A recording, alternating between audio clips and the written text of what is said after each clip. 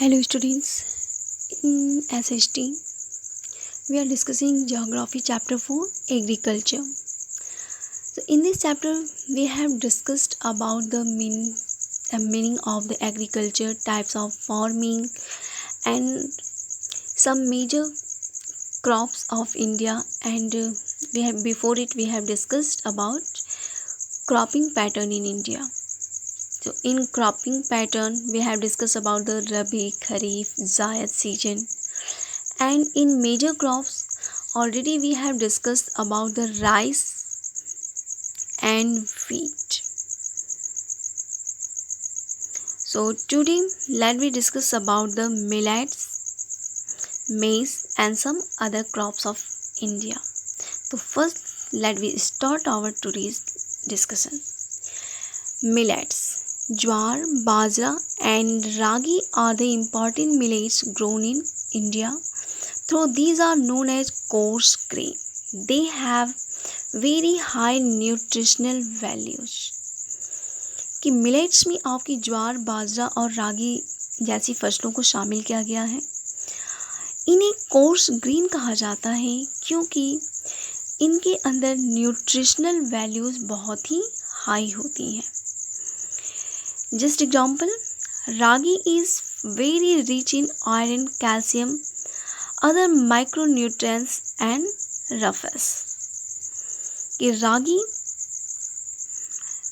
Iron, calcium और कुछ others micronutrients और रफीस के में बहुत ही ज़्यादा ये रिच होता है. इट मीन्स इसमें आयरन ज़्यादा मिलते हैं, कैल्शियम की मात्रा अधिक होती है.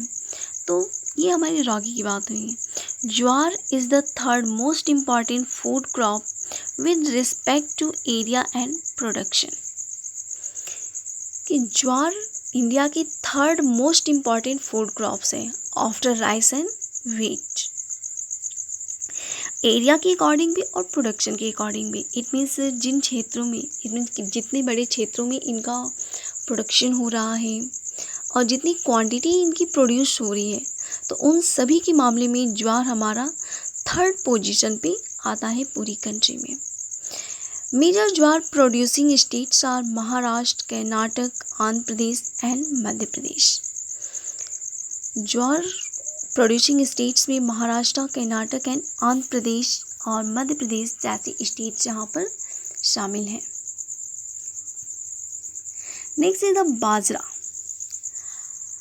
बाजरा grows well on sandy soil and shallow black soil. Major bajra producing states are Rajasthan, Uttar Pradesh, Maharashtra, Gujarat and Haryana. कि बाजरा आपकी सैंडी सॉइल्स में, इट मीन्स ऐसी सॉइल जिसमें थोड़ी बहुत सैंडी हो, बालू की मात्रा मिली हो और हल्का सा ब्लैक सॉइल भी होती हो, तो ऐसी जगहों भी बाजरा का प्रोडक्शन होता है. और ये आपके कुछ ऐसे स्टेट्स में जैसे राजस्थान, उत्तर प्रदेश, महाराष्ट्र, गुजरात और हरियाणा के क्षेत्रों में मिलती हैं जहाँ पर सैंडी सॉइल मिलती हैं और हल्की ब्लैक सॉइल की मात्रा मिलती है. तो ऐसी जगहों पे इनका प्रोडक्शन देखा जा सकता है. Ragi is a crop of dry region and grows well on red, black, sandy, loamy and shallow black soil. Next हमारी जो है रागी. रागी हमारी ड्राई रीजन की एक क्रॉप है जो रेड, ब्लैक, सैंडी, लोमी और सैलो ब्लैक सॉइल जैसी आपकी सॉइल में इनको प्रोड्यूस किया जा सकता है. इस तरह की सॉइल्स में इनका प्रोडक्शन ज़्यादातर मिलता है.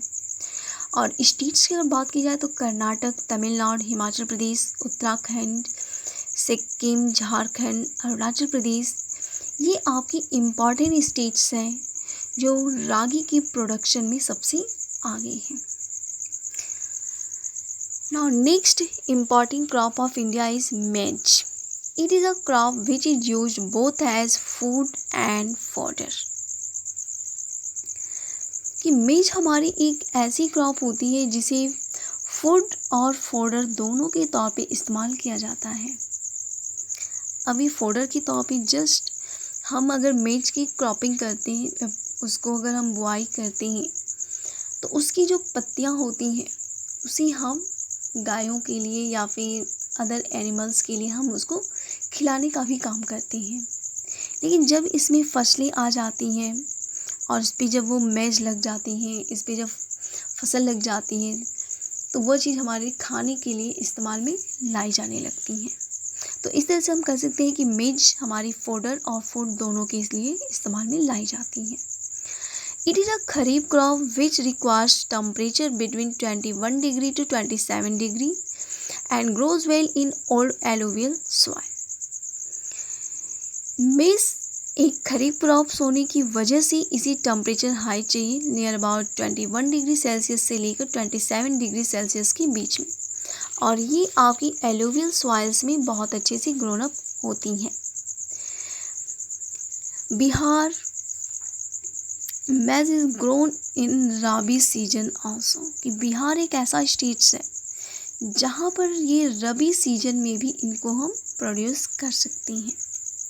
Use of modern imports such as SYV seeds, fertilizers and irrigation have contributed to the increasing production of मैज। कि हाई क्वालिटी के सीड्स, फर्टिलाइज़र का इस्तेमाल, इरिगेशन की सुविधाओं की वजह से मेज प्रोडक्शन में बहुत ही अच्छी इंक्रीमेंट देखने को मिलती हैं। और मेज प्रोडक्शन के मामले में कर्नाटक, मध्य प्रदेश, उत्तर प्रदेश, बिहार, आंध्र प्रदेश और तेलंगाना जैसे स्टेट्स सबसे लीडिंग स्टेट्स के रूप में जाने जाते हैं। So here in this map it is a map which discussing about the wheat production of India. So we have already discussed about it. Now next is the most important is the pulses. It means हमारी दालें, हम दाल हर कोई use करता है अपनी day to day की खाने पीने में. So pulses are the most important. So let me discuss about it. India is the largest producer as well as the consumer of pulses in the world. कि India world में सबसे ज़्यादा pulses को produce करने वाला भी है और कंज्यूमर भी है. कंज्यूमर मतलब उसका यूज करना, यानी बनी हुई दाल अगर हमारी प्रोड्यूस हो गई है तो उसका यूज करना भी इंडिया में सबसे ज़्यादा यूज़ होता है. These are the major source of protein in a vegetarian diet. जो वेजिटेरियन डाइट्स इस्तेमाल करते हैं, जो वेजिटेरियन लोग होते हैं, उनमें ये प्रोटीन का बहुत ही अच्छा सोर्स माना जाता है. अगर हम मेजर पल्सेस की बात करें जो इंडिया में प्रोड्यूस की जाती हैं, तो इनमें तूर दाल जिसे अरहर की दाल कहते हैं, उड़द, मूंग, मसूर, पीस, इसमें मटर की दाल, ग्राम, चने की दाल. तो इस तरह के हमारी कुछ इम्पॉर्टेंट पल्सेस हैं जिन्हें इंडिया में प्रोड्यूस किया जाता है. So pulses need less moisture and survive even in dry condition. कि pulses को हल्का मॉइस्चर की आवश्यकता होती है और ये ड्राई कंडीशन में खुद को सर्वाइव करते हैं. Being leguminous crops, all these crops except arhar help in restoring soil fertility by fixing nitrogen from the air. कि इनमें मैक्सिमम पल्सेस क्रॉप्स जितनी हैं आपकी अरहर को छोड़ करके, तो अरहर की क्रॉप्स को छोड़ दिया जाए तो बाकी सभी ऐसी क्रॉप्स होती हैं जो फर्टिलिटी को, इट मीन्स जो सॉइल की जो फर्टिलिटी है उन्हें वो बेहतर बनाती हैं. इट मीन्स ये आपकी एयर से, इट मीन्स एटमॉस्फेयर से एयर को ऑब्जर्व करती हैं और उसी सॉइल के अंदर उसको मेंटेन करती रहती हैं, इन्हें उसको वहाँ पे फिक्स कर देती हैं. सो नाइट्रोजन फिक्सेशन की वजह से आपकी जो सॉइल की फर्टिलिटी है उसको ये रिस्टोर करने में हेल्प करती हैं. These are mostly grown in rotation with other crops.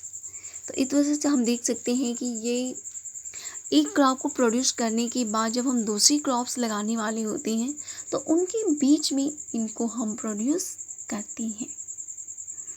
And pulses producing states के मामले में मध्य प्रदेश, राजस्थान, महाराष्ट्र, उत्तर प्रदेश और कर्नाटक जैसे स्टेट्स सामने आते हैं.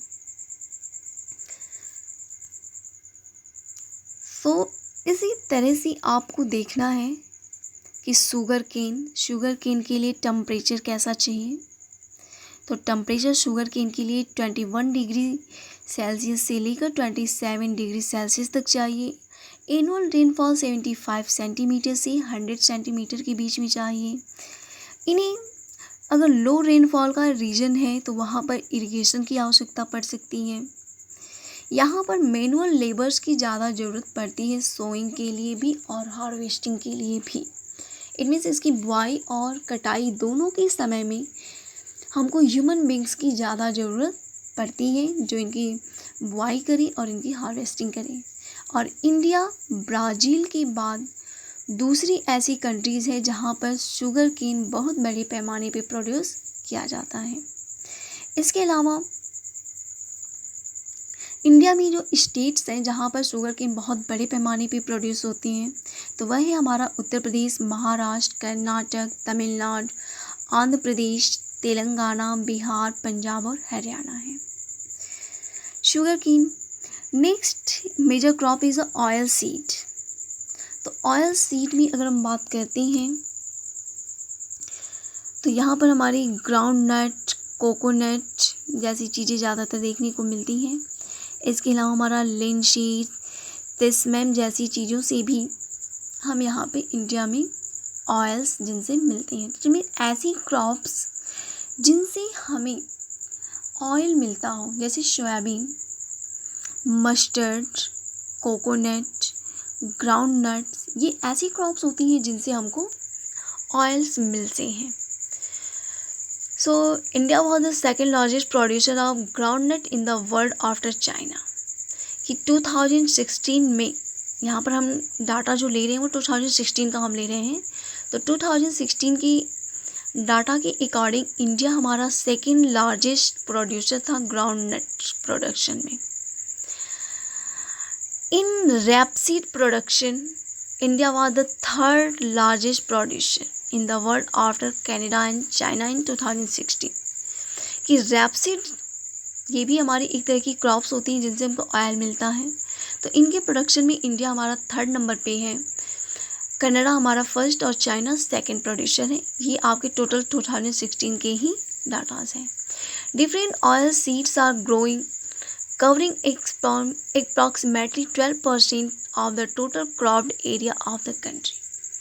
ऑयल सीड्स हमारी पूरी 100% एरिया में से 12% क्रॉप्ड एरिया को कवर करती हैं।